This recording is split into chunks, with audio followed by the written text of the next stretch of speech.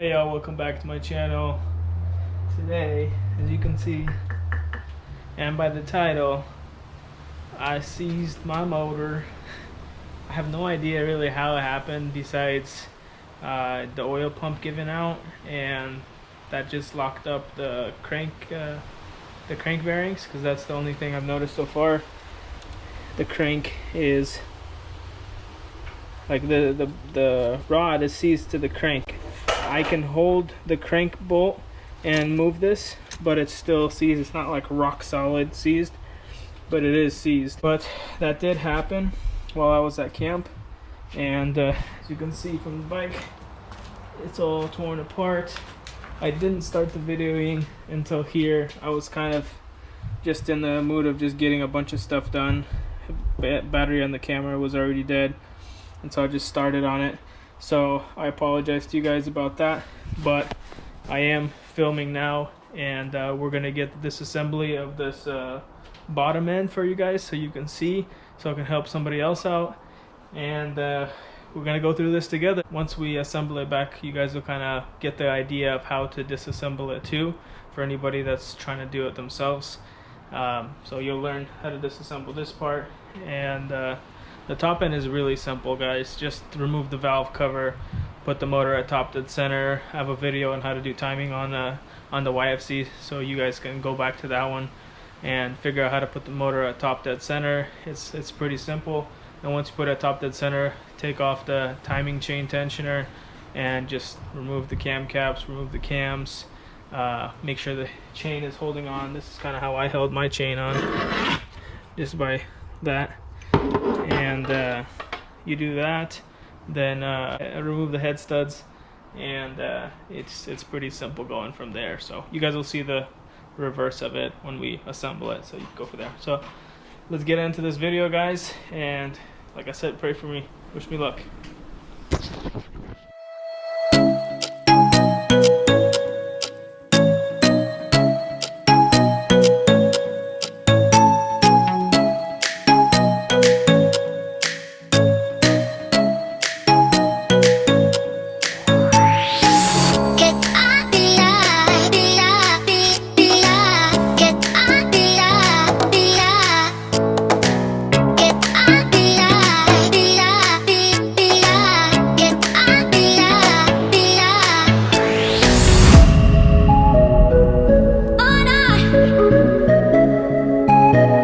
Careful that your dowel pins, like the one that fell right there.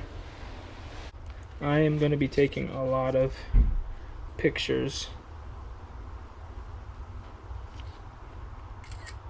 as I go through this process, because I could easily forget something, and that would not be good.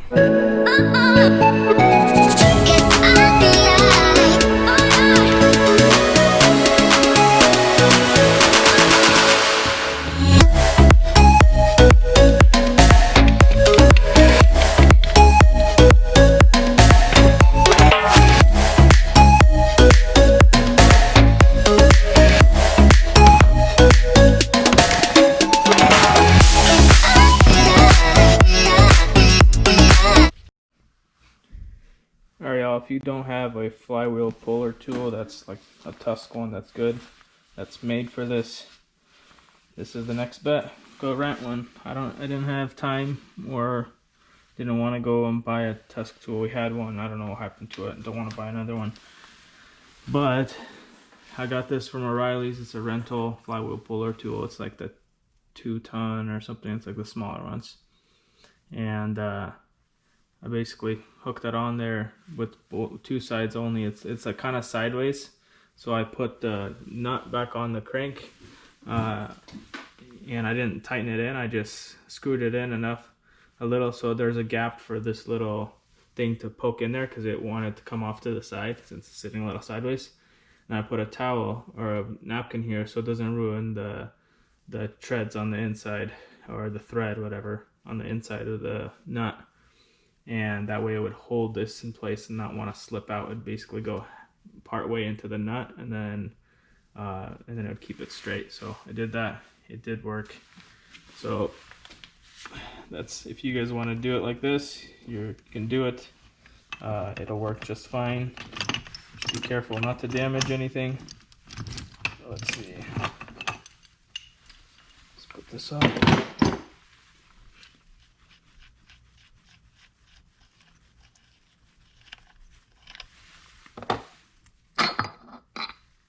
There you go. Don't forget about this piece.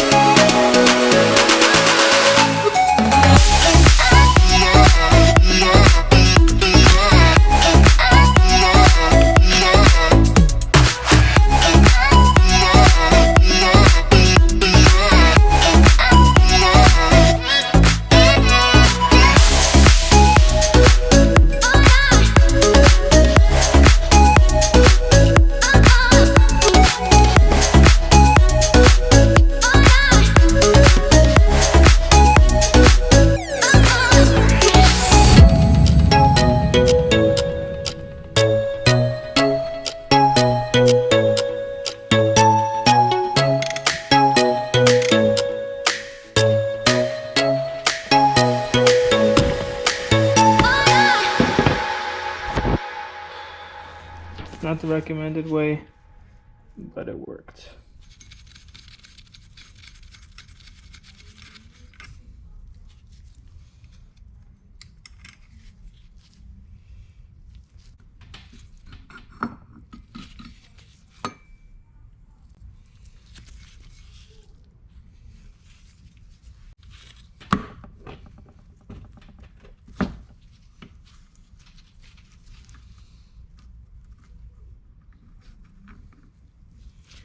Gotta turn this and then pull it out, just like the pit bike.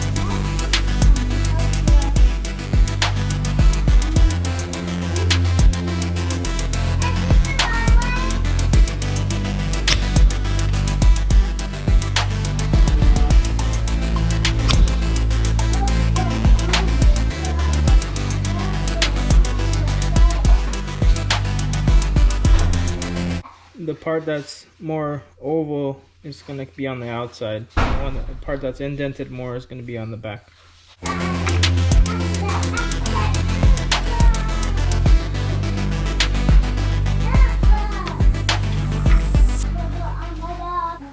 So this dot is going to match up with this one right here. So I'm actually going to put it back and take a picture of that. Alright y'all, so this is my jerry-rigged case puller. I just made it and just had two of these like sheet metal, or not sheet metal, just pieces of steel that I found here, and I just kind of cut it up, formed it. And then I took the flywheel puller and I did this. I put the bolt back on, and then I put this to kind of push. Basically, if you're doing this, you're gonna realize what I did, and put some paper towels in there so this doesn't get stuck on that little thing. So we'll see if this works. I still need to flip it to the other side and remove the bolts, but yeah, this should be interesting. Hopefully it works, fingers crossed.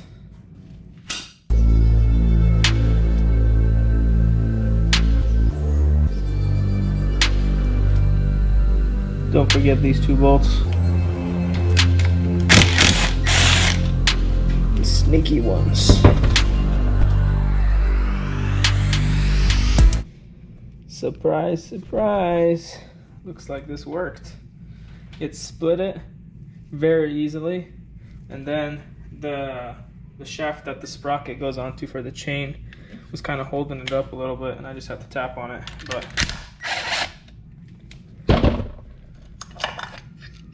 heck yeah, that worked very well. Let's pop this guy off.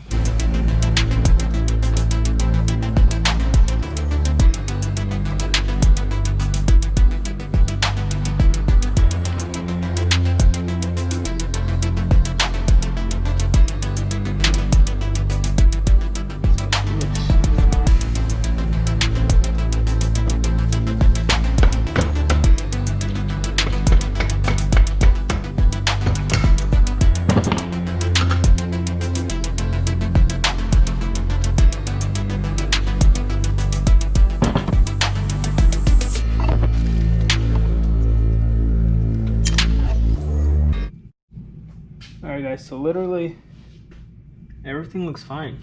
Like on the inside, none of the gears are chewed up. They look perfectly fine, new. Everything spins really well. Nothing's broken on the inside. Everything here, all the bearings, everything looks fine. And this crank, the rod is locked up. Well, let me put this camera down so you guys can see a little better. So, like, it moves, but it's seized basically, and that's the only thing that I see wrong. Period. Like, I don't see anything else wrong. That's all I got for you guys today. So we're gonna get into this, clean everything up, and then we'll start a part 2 series of the reassembly of everything for you guys. We'll get the cleaning process in there, the new crank. I'm going to be buying a whole top and bottom end rebuild kit. I don't really need it. The piston's fine, the rings are fine, everything that I've taken apart so far is fine. The only thing is the crank. So I could get away with just replacing the crank and the rod.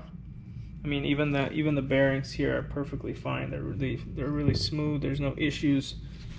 But I'm probably just gonna end up getting the whole top and bottom end rebuild kit and slapping everything together, and just go from there. So stay tuned, guys. If you're wondering why I did this, is I don't want any of the transmission to fall out, any of the pieces. So I just kind of wrapped it up to hold it in place. But yeah, till the next one, guys. Thanks for your support. Like, subscribe, and we'll see you on the next one.